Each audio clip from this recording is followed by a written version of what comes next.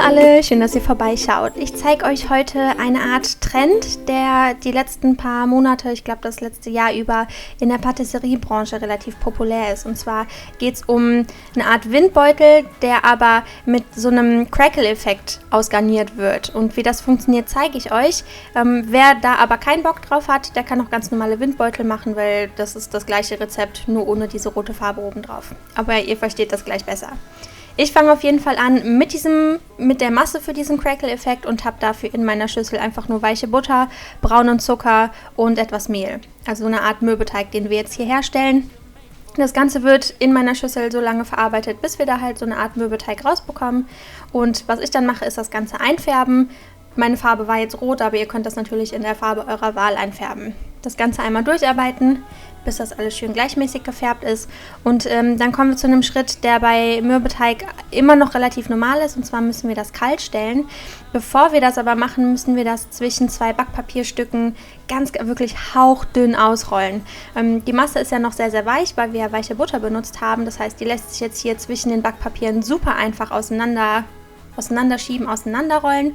Und wenn das Ganze richtig schön dünn ausgerollt ist, dann wird das Ganze ins Eisfach getan. Das ist ganz wichtig, damit die Butter hart wird und das Ganze halt richtig schön fest wird und wir dann da nachher Kreise ausstechen können. Und das geht halt nicht mit weichem Mürbeteig, sondern der muss richtig hart sein, damit der komplett seine Form behält und wir den gleich da schön drauflegen können. Also wenn das Ganze ausgerollt ist, bitte ab ins Eisfach und da einfach so lange lassen, bis unsere Brandmasse hier fertig ist. Die habe ich euch auch schon regelmäßig gezeigt. Das heißt, in meiner Schüssel oder in meinem Topf habe ich Milch und Wasser. Da kam eine Prise Salz, eine Prise Zucker dazu und Butter. Und das Ganze wird jetzt halt volle Möhre aufgekocht, bis die Butter sich gelöst hat und das Ganze halt so richtig blubbernd aufkocht. In der Zeit, wo das auf Temperatur kommt, ist es ganz wichtig, dass ihr euer Mehl einmal ganz fein durchsiebt, dass da keine Klümpchen mehr drin sind, keine Mehlnester.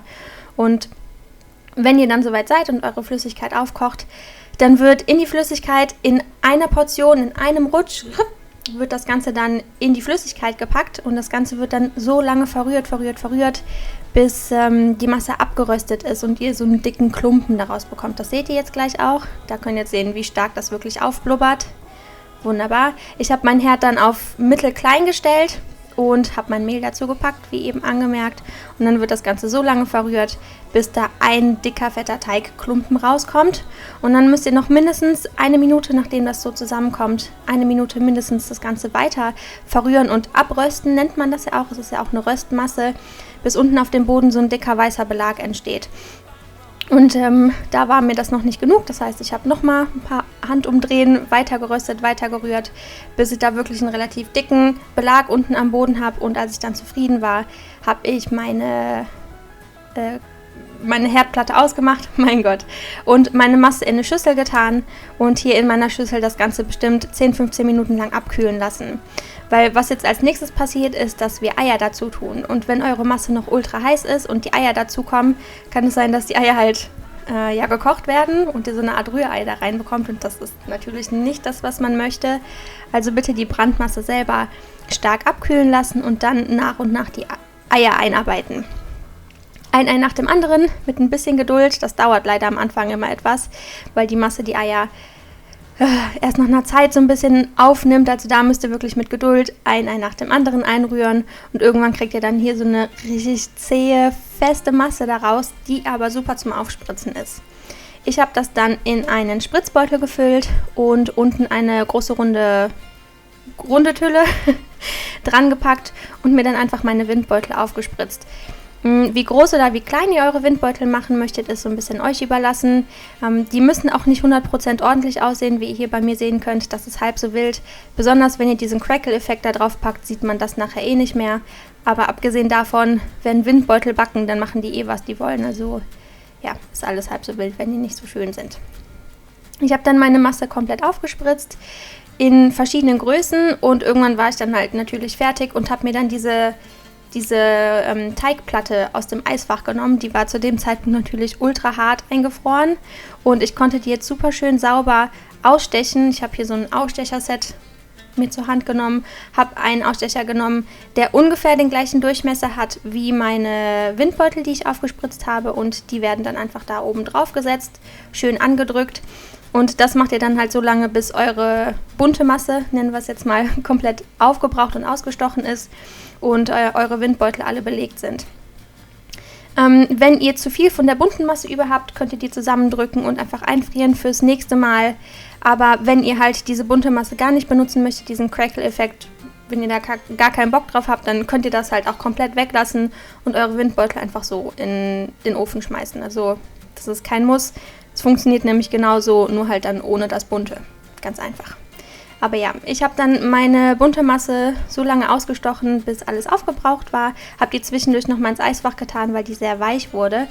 Und einige von meinen Windbeuteln sind übergeblieben ohne die Masse. Die habe ich dann ganz, ganz tüchtig mit Wasser angespritzt, damit die im Ofen schön stark aufgehen können.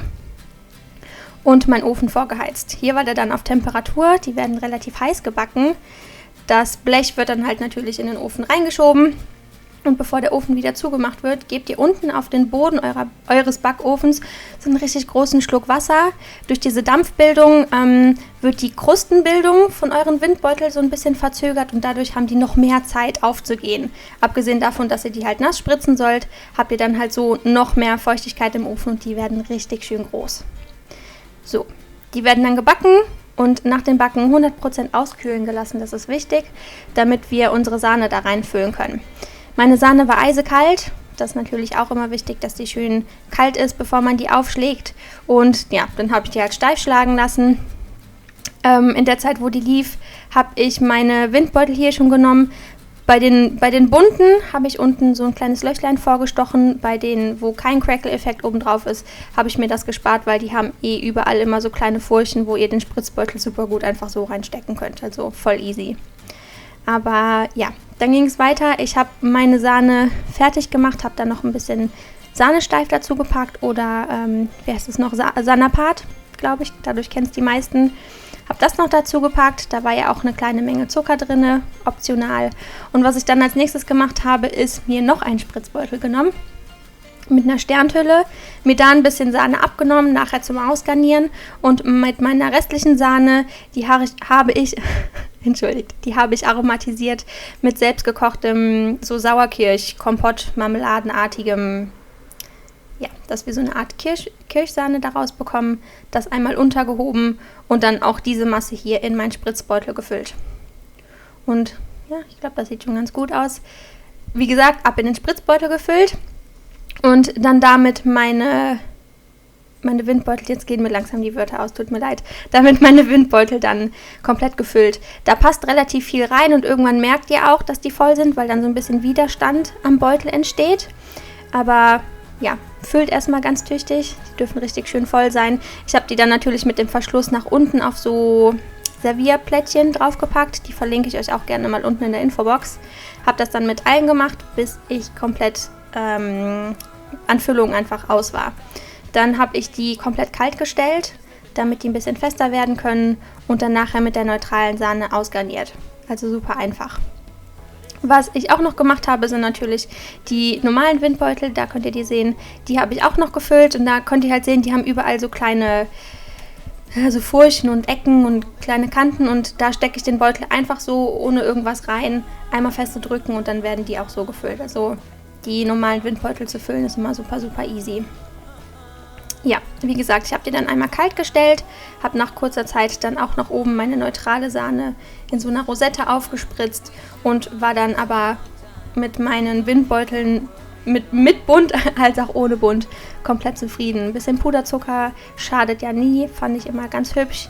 Das ist dann oben drauf gewandert und ja, dann war ich fertig. Das Einzige, was ich vergessen habe, das tut mir furchtbar leid, eine Art Anschnitt. Das habe ich dieses Mal total vergessen, weil ich die ja nicht verschenkt habe, aber meiner Mama gegeben habe, dass sie die an Freunde und Familie verteilen soll. Deswegen habe ich es vergessen, tut mir furchtbar leid. Aber die Windbeutel sind ja super dünn, wie ihr wisst, also da gibt es nicht groß Anschnitt. Aber ja, das war dann das Ende vom Lied. Ich bin gespannt, was ihr zu sagen habt. Kennt ihr das schon? Schreibt mir das gerne mal in die Kommentare. Ich freue mich auf eure Kommentare. Vergesst auch nicht in die Infobox zu schauen, da sind Werkzeuge und Rezepte verlinkt. Und ich hoffe, wir sehen uns dann im nächsten Video. Macht's gut!